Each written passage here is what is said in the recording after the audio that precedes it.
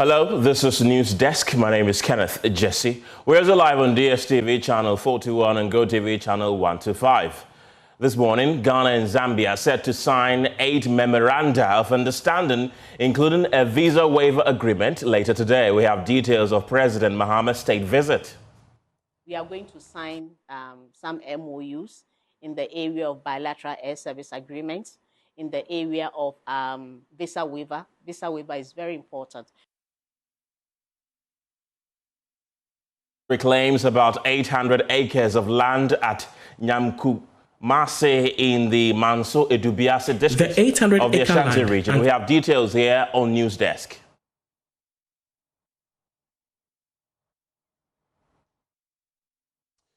Later, traders at Mallam Atta market say a drop in inflation does not necessarily mean a drop in prices of goods and services.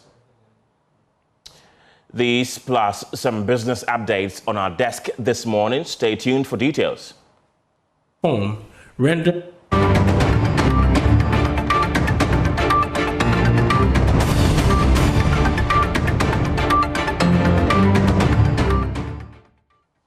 And this morning, traders at the Mallam Atta market in Accra say a drop in inflation does not necessarily mean a drop in prices of goods and services. They have been reacting to an announcement by the Ghana Statistical Service on Wednesday that Ghana's year-on-year inflation rate has dropped to a whopping 3.8% in January 2026, the lowest level recorded since rebasing in 2021.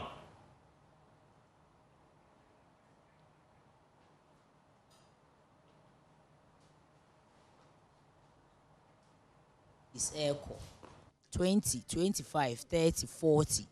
There's a unkiteska untimin tope. Uka almost say any season, a bomosi a beba, and so a mother. Obi aba or see any yenso penny boarding. In Tama is here, the omunkiteska, omuntimin tope, you say scaffold on quantity meto, and so parents with you. In Kenya, baby, I say any boat to be a cost sama, will be also to be about from no beer to me Toby, no beer to me Toby no D. Because he say a healthy food, but you see a pair unkiteska untimento. Season no more year senka ye di Christmas we are a beba. A year last month year trade a December no. And so January is not assigned, but still life e kwade aye words cry. Until ye nim di entia aye sa. Akosha is saying that the prices of pear is so high because she was told that at least by the time where the festive seasons were over, the price of pear would have reduced. But here we are in February, and still the prices of pear is so high. She said she doesn't sell any of these pears that you see here below 20 cedis. The lowest price is 20 cedis. Madam ginger ne de nya better. Say un bedroom to ginger 10 cedi. Ube ye nkwan kitue bi wo fie do e shefi no ginger 50 cedis. Adango cry saying. They say Adango 2 cedi first, me and 5 baby mu use. They say Adango 5 cedi. Auntie Amanda is concerned about the price of ginger. She says that the ginger, the sizes are so small and yet it's so expensive.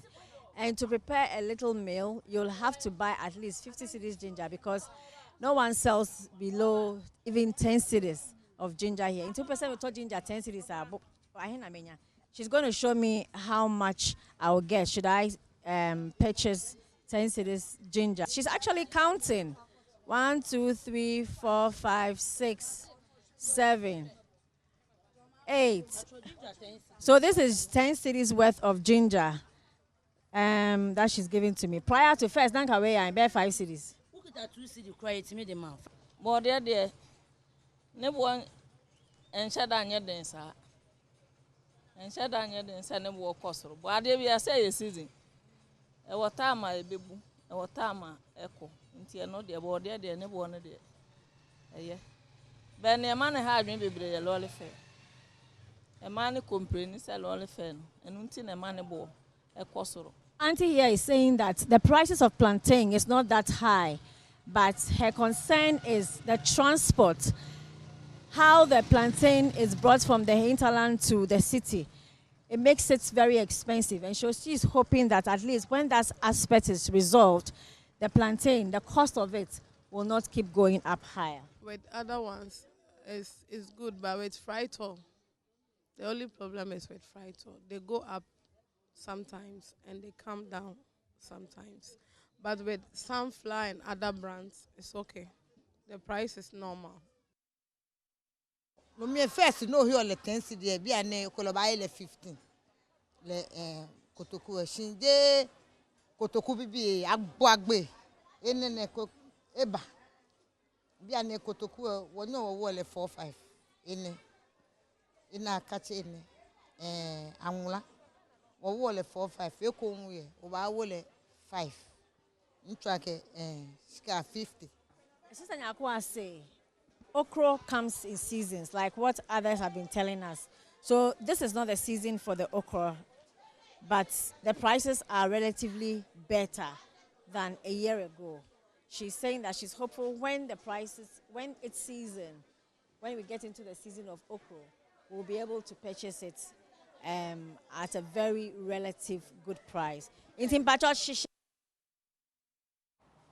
Let's get more on this and speak to Professor Seiram Kawa. He's an associate lecturer of finance at UCC School of Business. Glad you could join me this morning.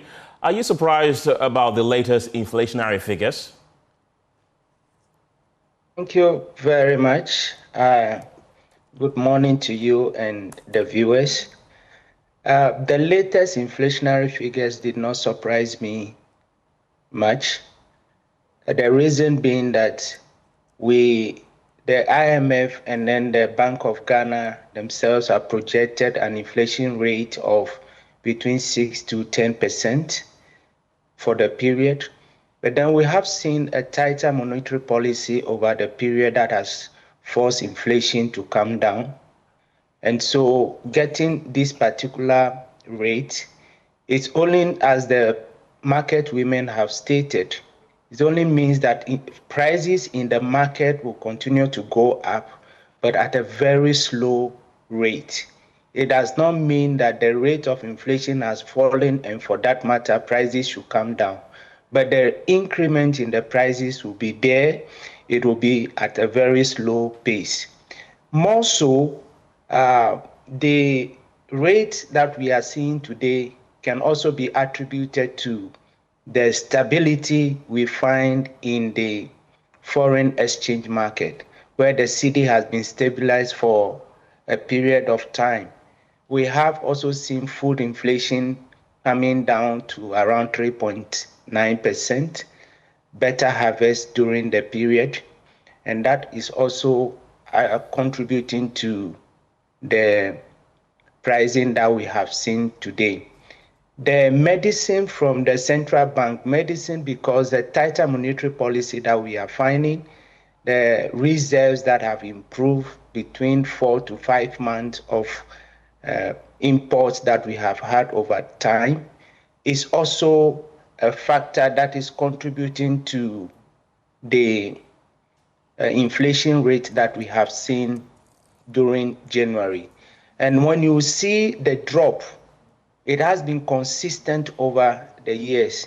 And for that matter, this does not surprise me at all. And does it have any rippling effect on the economy, these latest figures? Yeah, so the latest figures that we have in is going to have a rippling effect on the economy of Ghana. Let's look at it from the perspective of the inflation rate coming down. It came down because policy rates have reduced. Once policy rates have reduced, what is going to happen is that it's going to have effect on the interest rate that we get on the market, that's the financial market, which is going to reduce the interest rate on loans. Once the rates on loans are reduced, what is going to happen is that it's going to force a lot of financial institutions to make money available, and businesses will also go for these loans. Businesses go for the loans, they will be able to expand their production, increase their productivity. They are going to create employment. More people will be employed, and what will happen? Government will get tax revenues from these individuals who are employed, thereby expanding our economy.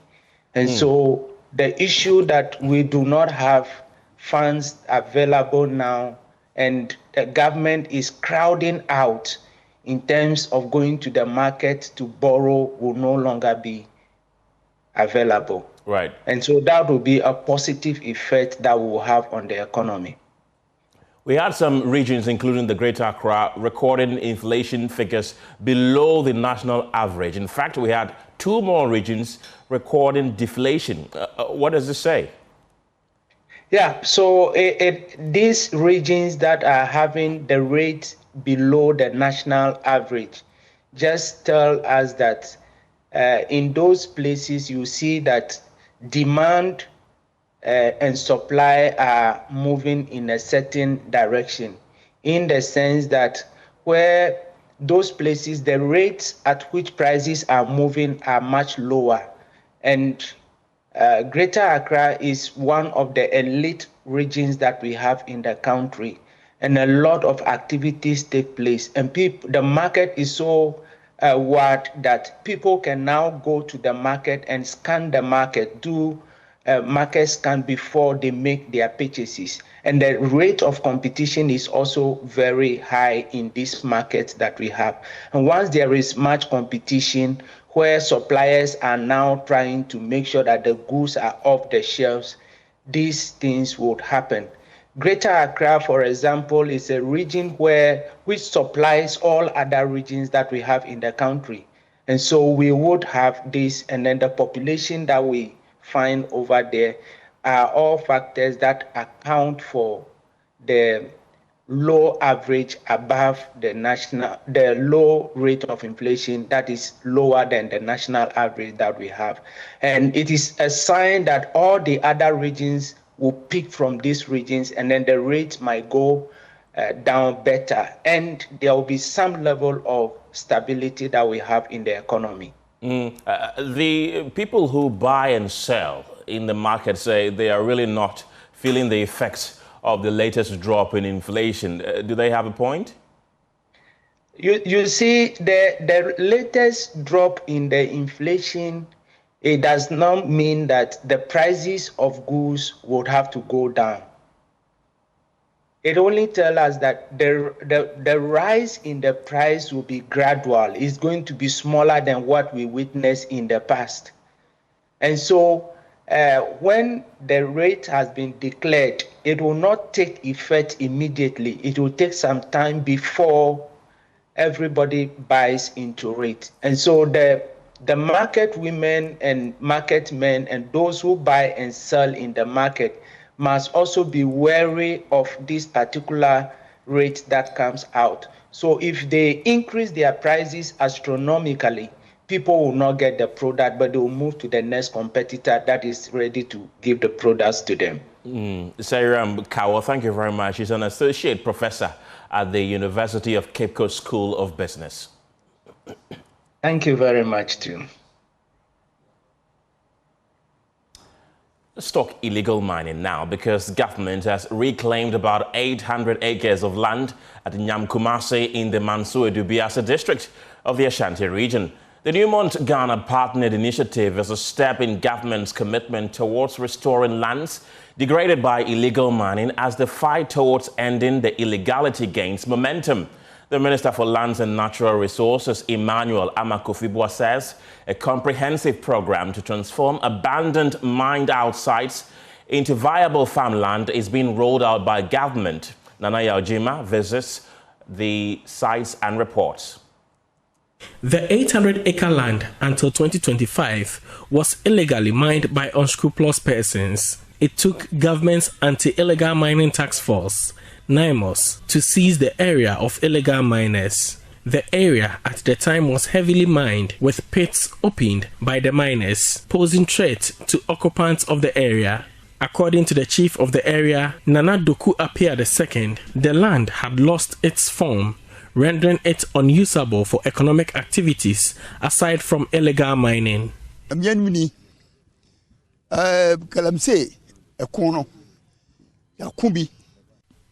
The fight against illegal mining has been our worry. We have played our part. The DC is also doing his part. I have been on the land on several occasions. I have sometimes reported them to the police, but the miners keep returning to the area.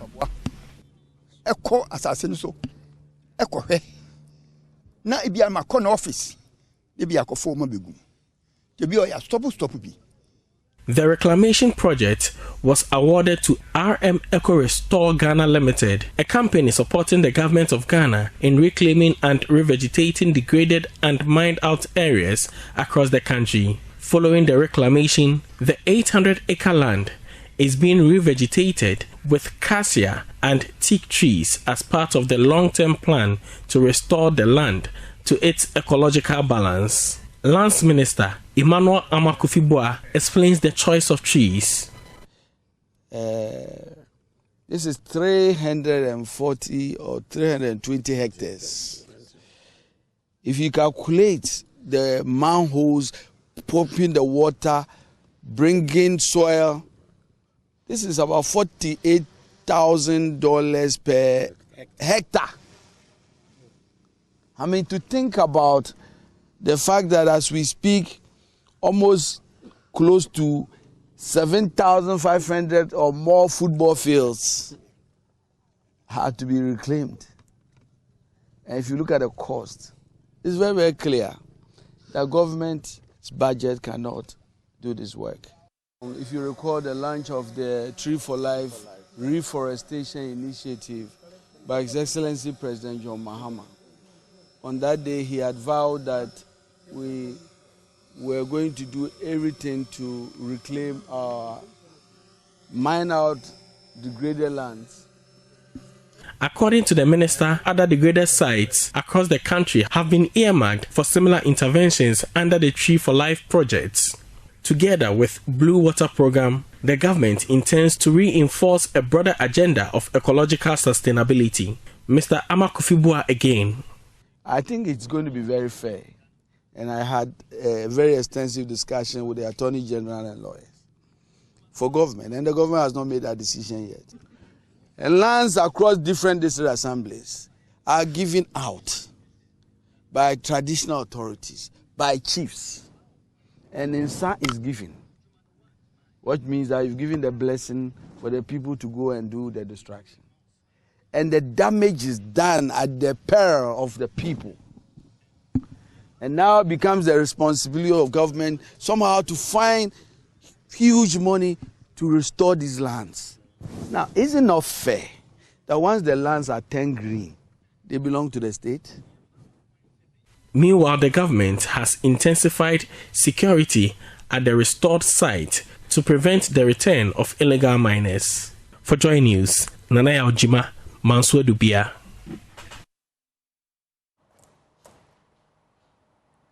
Well, let's speak to Nanaya Ojima there from the Ashanti region. Nanaya, when you got to those sites, did you meet any resistance from the illegal miners?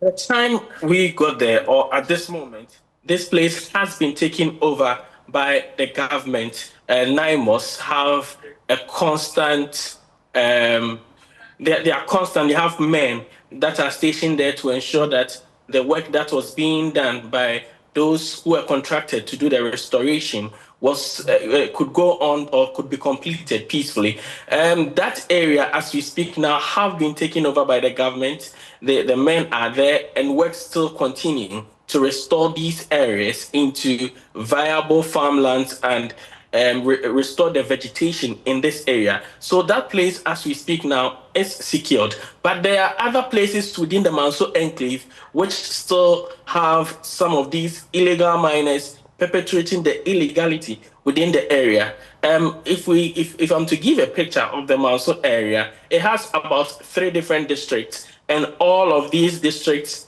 are rich in gold deposits. And for that reason, it's one of the areas that have been normally targeted by illegal miners within the enclave. Now, what the government intends to do is that gradually seize some of these sites from the illegal miners, and through the support of corporate Ghana, try to get people to restore or to bring back the land into its original state, and if possible, grow trees in these areas to restore the vegetative cover in those areas. So Manso, as I said earlier, has been a target for illegal miners in the Ashanti region, and now government is on agenda to ensure that these places are clawed back by government and revegetated as expected. And how long has the government been in possession of these 800 acres of land from illegal miners? So government took over this area just last year, 2025, and they've constantly maintained men in there with the contractors have ensured that this has been restored. So since 2025, late 2025, government commenced this and they've been on there or they've been in there since. Nanaya Ojima reports to us from the Ashanti region. Thank you very much. Let's take you to Lusaka now, where Ghana and Zambia are set to sign 8 memoranda of understanding today, including a visa waiver agreement that will ensure citizens of both countries do not require visas to visit each other. Foreign Affairs Minister Samuel Okudzeto-Ablakwa made this announcement during President Mahama's interaction with the Ghanaian community in Zambia. And our presidential affairs correspondent Maxwell Agbagba is in Zambia and is joining us with details. Maxwell, tell us more.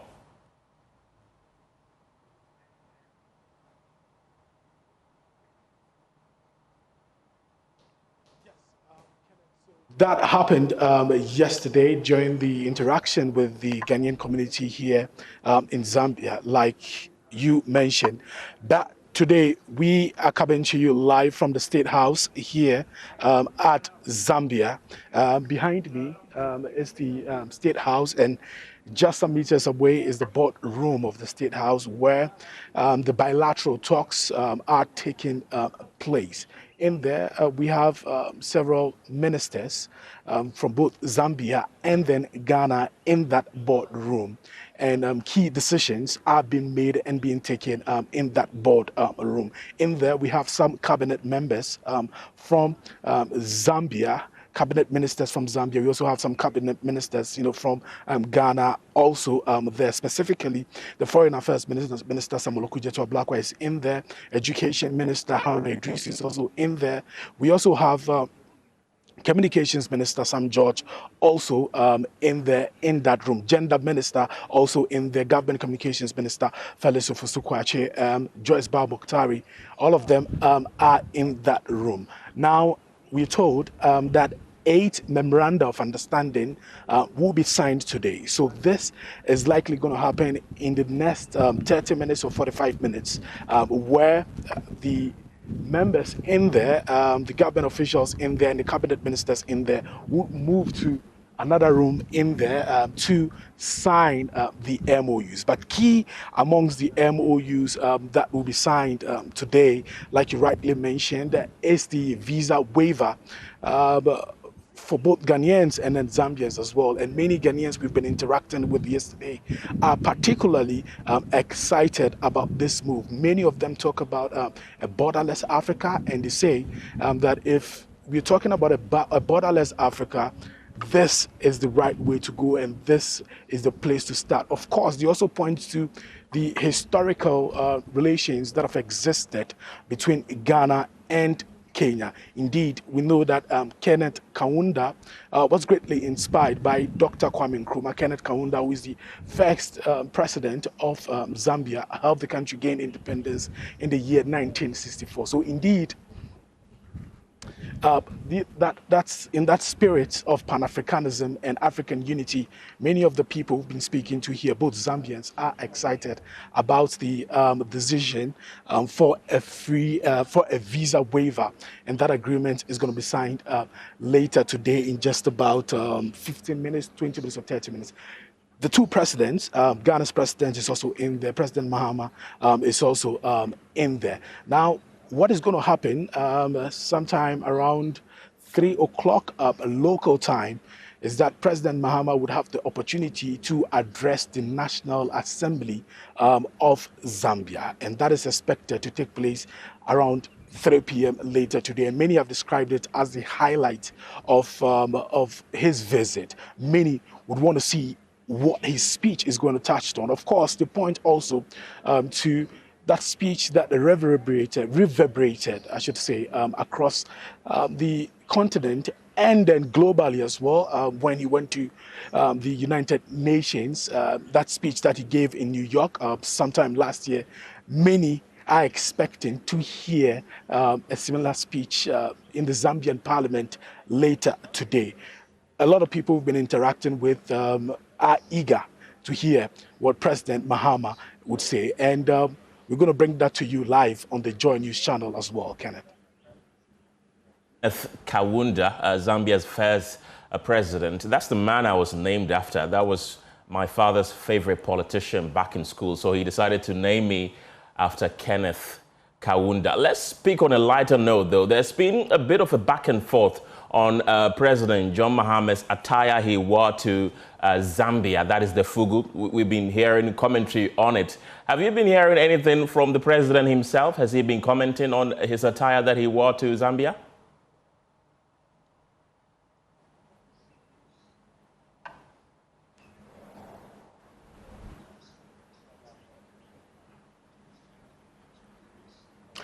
Well, the network is breaking.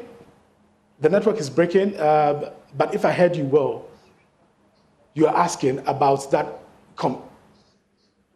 the conversation on social media about what President Mahama wore. Well, indeed, it has not been a conversation or a subject matter here in Kenya. Honestly, someone from Ghana brought it to my attention this morning when I woke up, and I was surprised to see the conversation on social media. I think that conversation is only happening on social media, but on the ground, it's completely different. Nobody has raised an issue like that here at the airport yesterday.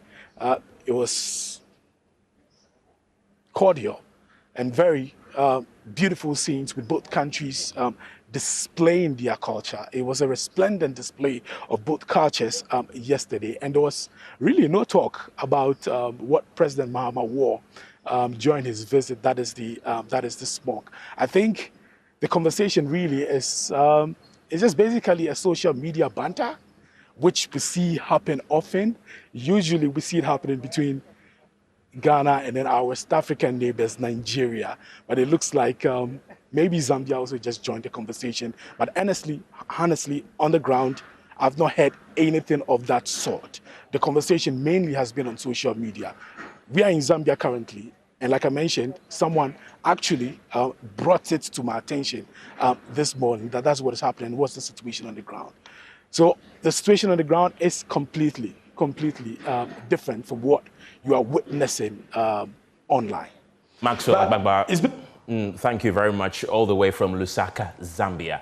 Let's bring you back to Accra, where the Institution for Education Studies wants the Ministry of Education and the Ghana Education Service to publicly outline clear, measurable strategies aimed at improving students' performance in the 2026 West African Senior School Certificate Examination, WASSCE.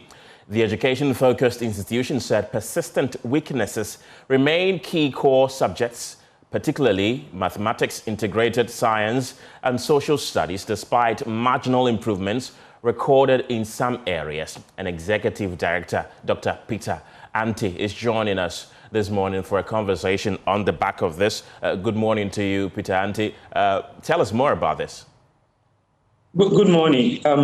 Yes, we have realized that normally we wait till the event happens before we talk about it. Unfortunately, there are thousands of students whose future hangs in limbo because they could not get the required passes for them to continue their education in 2026 because of the performance they exhibited in 2025.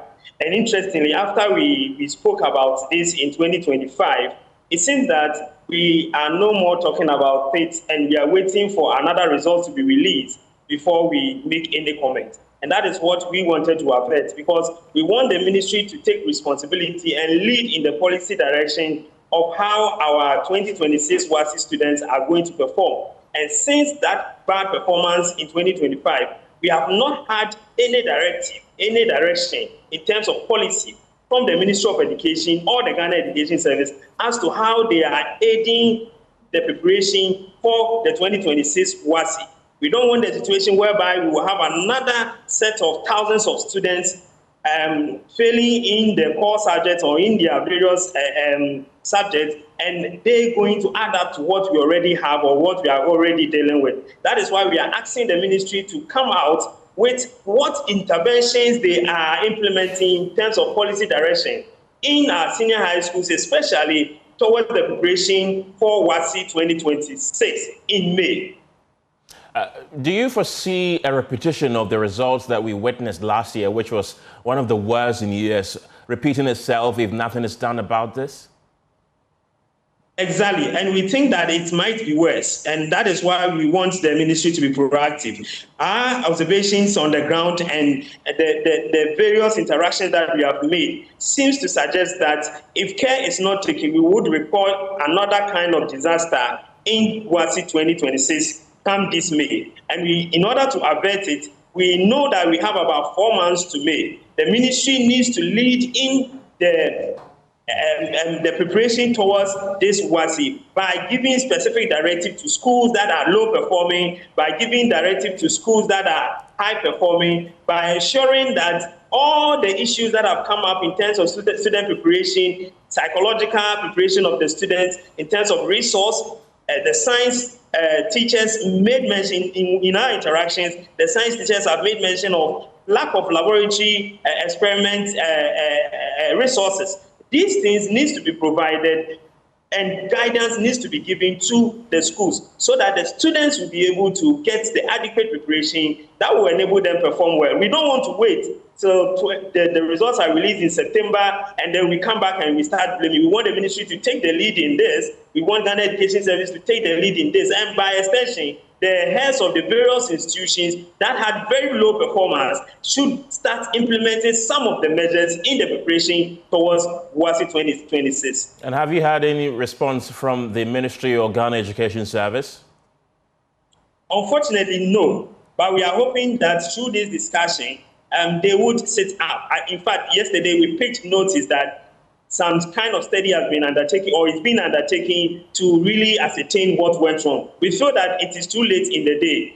There should be clear directives as to how the low-performing schools should be re-engineered to ensure that their performance ups a little. And then the other issues of student preparation, the other issues of lack of resources and all those things should be addressed sufficiently within the month of February and early March so that the teachers would be able to do what they know how to do best, prepare the students for WASI exams. In fact, let me add that we don't want a situation whereby the ministry or the Ghana Education Service will not do anything, and by the hard work of the teachers and the students themselves, they're able to perform. But unfortunately, these authorities will take the credit for the work done by the teachers and the students. So they should tell us what they are doing, so that at the end of the day, if performance goes up, we will know that it is a result of their intervention. Peter Pate-Anti is an educationist. Thank you very much for your time this morning. Welcome, sir. Now, Transport Minister Joseph Bukari Nikpe is asking management of the State Transport Corporation to resolve all internal challenges before government fully commits to supporting the company's operations. He says previous management of the company left it saddled with huge debts, making it difficult to effectively service its obligations. He wants the current management to prioritize resolving those bottlenecks. Fatal Bayaga has more in this report. Transport challenges continue to mount, particularly in Accra. The Ministry of Transport says it is taking proactive steps to find lasting solutions to this situation. The Sector Minister Joseph Bukari Nikpe led a team to the State Transport Company as part of a working visit aimed at revitalizing the company's operations and addressing the broader transport challenges. Speaking to the media after the engagement, the minister said while government remains committed to retooling the company, management must first resolve all internal challenges before the full support is rolled out. Myself and the entire management of STC and for that matter, government, we are willing to revamp, or we are working hard to revamp, to expand and retool STC. However, the internal bottlenecks, we have to fix them before we get any massive retooling of the system. We are doing this to make sure that we will be able to service whatever loan that we will get in to get the buses. The minister also cautioned public transport operators to take advantage of the current challenges and avoid blaming government when the state-owned transport companies become more competitive following the retooling exercise. But just to caution that the private sector should take advantage. If not, that time to come, they will be saying that government have taken over the activities, because what we are going to do in terms of retooling will be a way that they themselves will not find space. Mr. Nipe further urged other organizations, particularly large companies, to acquire buses to transport their staff to and from work, noting that this would help reduce traffic congestion and prevent the loss of productive working hours. And I want to urge, especially the big companies, that when your management have vehicles that they ride or drive on daily basis, and the workforce will have to go and stand by the roadside looking for vehicles to come to work, it is also in a way affecting your productivity. So we want to encourage most of those companies to buy staff buses. On his part, the managing director of STC, Al Hassan Ligby, says the company plans to acquire about 500 buses, with 100 expected to arrive by May this year to support its operations. The vehicles will come in phases. The first phase we are expecting 100. In fact, we got approval from our board just last week to do a kind of a lease to own agreement with a private company to bring in 100 to start with. Those 100 were expecting them latest by May.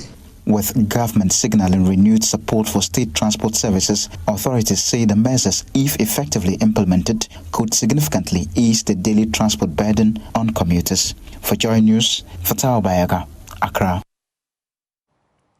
For generations, the sea has fed Ghana's coastal communities. But today, for many fisherfolk along the western coastline, the sea is turning against them. A thick brown seaweed known as Sargassum is washing ashore in alarming quantity, choking fishing grounds, damaging equipment, and threatening already fragile livelihoods. While some believe oil exploration is to blame, experts say the truth is more complex and far more global. In this climate evidence episode, Joy News' Inathalia Kwanza examines the science, the impact, and the urgent questions facing coastal communities as the seaweed invasion becomes a recurring reality. For more than a decade, coastal communities in Ghana's western region have faced recurring seaweed invasion that threatens livelihood and health. From Jomoro through Ahanta West to Nzima East, brown seaweeds known as sargassum now replaces fishers in fishing nets, especially between June and October. Fisherman Isaac Egan says life has become unbearable. This weed is not helping us at all. It is so thick that even with an outboard motor, you cannot see through it. We are unable to let our nets down when we see fish. We are appealing to the authorities concerned to, as a matter of urgency, do something about the weeds, as it is seriously corrupting our businesses. While some residents blame offshore oil activities. But when I was young, say from the age of 10 upwards, we were not seeing this at the beach. But when the oil companies started their activities somewhere around 2010, that we started seeing such weeds at the coast. It is their operations that is bringing this weeds. We started seeing them when they started drilling the oil. Climate scientists say the seaweed originates from the Caribbean and Central America. Senior lecturer in geography at the University of Education, Winneba, Dr. Victor Owusu explains that rising ocean temperatures and strong currents links to the climate change are driving the invasion. Thrives under heat.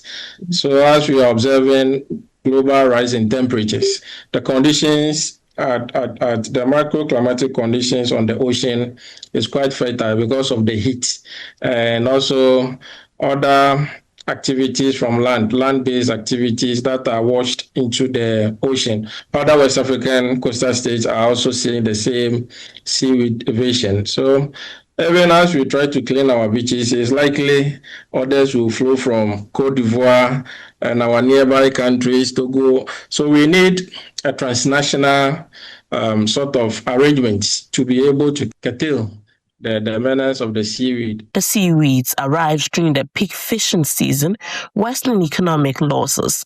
As it decomposes, it releases a pungent smell that causes itching and respiratory discomfort and has discouraged tourism. Civil society group Friends of the Nation says cleanup efforts are overwhelmed. And when at the coast, if it's also there and it decomposes, it releases a lot of pungent smell because of the H2S, the H2S within the hydrogen sulfide, and it causes a lot of respiratory problems for them. And aside that, it also causes itching, so it's not really good for the coastal community. Residents say they try to clean the shore, but the weeds keep returning. We used to sweep here every week, but looking at it now, there is nothing we can do as a community. Experts are calling for stronger coastal management, regional cooperation, and investment in technologies that could turn the seaweed into economic opportunity. Until then, coastal communities remain caught between a changing climate and a season they depend on for survival. This report was produced as part of a collaborative project between Joy News, CDK and Ghana, and the Center for Climate Change and Sustainability at the University of Ghana, with funding from the Clear R4I Opportunities Fund. In Athalia Kwansa, Joy News, Western Region. This story is brought to you by Joy News in partnership with CDK and Ghana, University of Ghana Center for Climate Change and Sustainability Studies, with funding from Clear R4I Opportunities Fund. And the Chancellor of the University of Gold Coast has charged newly matriculated postgraduate students to ensure that knowledge acquired is applied for the good of mankind and the development of the country, as the university formally inducted 600 students in its specialist MBA program. The following report has more. The 600 students inducted into the specialist MBA program structured around 6 career-focused specializations: finance, data analytics and business intelligence, marketing and communication, human resource management, operations and supply chain management, and entrepreneurship and innovation, is designed to equip professionals with both core management competence and deep practical expertise aligned to their respective career paths. Speaking at the matriculation ceremony, Chancellor of the University of Gold Coast, Bishop Dr. Gideon Titi-Ofer, said the specialist MBA is intentionally designed to move beyond theory, providing students with practical tools to drive change within the organizations and communities. Deliver quality work consistently. So if you are getting A, get A consistently. Don't get A today and D tomorrow. Do not aim to pass, aim to master. The world is too competitive for casual students. Remember this. Knowledge is not complete until it is applied for the good of society. The university says the program offers a structured pathway for translating academic knowledge into solutions for real-world organizational and societal challenges. These are people who really mean business, and they are not here to waste their money. They are here to learn, and they are here to learn something that they can immediately apply in their workplace. And so at the University of Gold Coast, academic integrity is key. And we've put in place measures that really discourage anybody from getting himself involved in any form of academic dishonesty. Delivering the matriculation address, Pro Vice Chancellor Professor Samuel Neil Odai urged the students to commit to competent service delivery and consistency throughout the academic and professional journeys. This oath will also require you to be diligent in the pursuit of your studies, to seek knowledge and truth, and promote the general good of the university. As you will note, at matriculation ceremonies, freshmen and women are formally admitted to the university, and rights, privileges, and responsibilities are bestowed upon them. From this day of matriculation, you have been accepted into an academic community that values excellence, integrity, order, and impact. The university says the cohort is expected to embrace the rigor of postgraduate learning, uphold academic honesty, and pursue leadership that delivers measurable outcomes in the organizations and communities.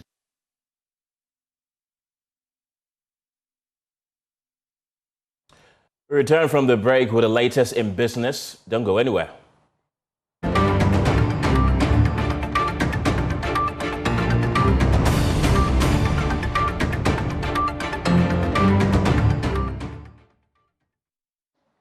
You're welcome back and many thanks for staying with us. I am Michelle Lejekum. Let's settle for some business stories.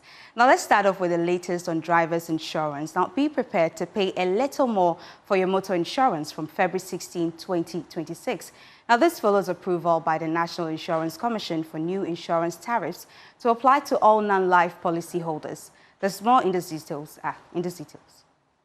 Across the continent today, According to persons close to the regulator, the move has been influenced by some developments in the economy backing this upward review. Sources say this will ensure that insurance companies are able to meet their obligations to policyholders when needed. The expected review, we understand, will affect all categories of non-life insurance policyholders. A letter from the National Insurance Commission, seen by Joy Business, reminded the various players to stick by the approved rates, which could see policyholders pay about 20 Ghana cedis or as much as 100 Ghana cedis in terms of the increment. It is not clear for now how much this could impact the cost of operations of commercial drivers, and how that could affect efforts to try and reduce transport fares in the coming days. Away from that, Second Deputy Governor of the Bank of Ghana, Matilda Asante-Siedu, has called for the inclusive growth of Africa's payment systems, stressing that trade agreements alone are not enough to drive trade on the continent. According to her, strengthening Africa's payments infrastructure will not only deepen trade integration, but also enhance skills development and unlock new economic opportunities across the continent. She made these remarks at the 2026 Africa Prosperity Dialogues. Africa must increasingly be settled in African currencies, all the transactions done in Africa, through African infrastructure and supported by African institutions. And we believe that central banks play a very critical role in fostering this innovation while safeguarding stability and public confidence. So the agenda is fundamentally about inclusive growth. SMEs, which we're focusing on today, account for over 90% of Africa's businesses. Women dominate in these informal sector trades. Young Africans are leading the continent's digital revolution. Yet, high transaction costs and payments inefficiencies disproportionately affect these groups.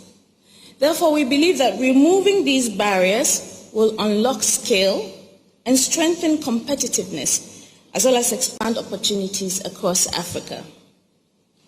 So as we look ahead, our collective priorities, we believe, must be to harmonize regulatory standards across borders, advance licensing passports across African countries, strengthen digital public infrastructure, expand cross-border mobile money and instant payment pilots, and as the chairperson said, move from pilots to full-scale execution, and then broaden digital onboarding and payments acceptance infrastructure for the SME sector.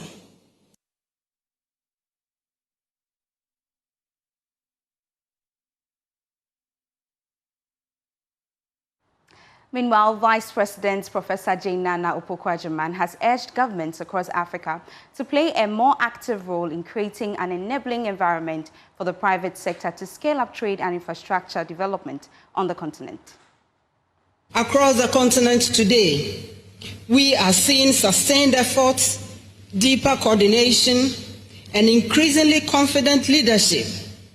The task now is to convert this momentum into a durable economic transformation. That requires clarity of focus, expanding trade within Africa, and implementing the industrial strategies that strengthen priority sectors, build skills, support sustainable production. We must continue to invest in infrastructure and connectivity while establishing the conditions for innovation and technology. Behind all this, strong institutions and effective governance are essential to sustain progress. Ghana is actively contributing to this shared agenda. Our 24-hour economy initiative is designed to unlock productivity by better coordinating infrastructure, finance, and institutions, ensuring that businesses and workers are no longer constrained by avoidable bottlenecks or lost time. Along this, the government's Big Push Infrastructure Development Program is laying the foundation for trade and industrial growth while aligning Ghana's national priorities with those of ECOWAS and the Africa Union. Governments must generate long-term and medium-term policies and grow strong development finance institutions and regional projects that reflect the scale of our collective ambition. All for business right here on Joy News Desk. I am Michelle Ejekum. The small business news when you log on to myjoyonline.com. Ken? Very much, Michelle. And that's it for Joy News Desk this morning. The news team returns at midday with Joy News Today. Have a good morning.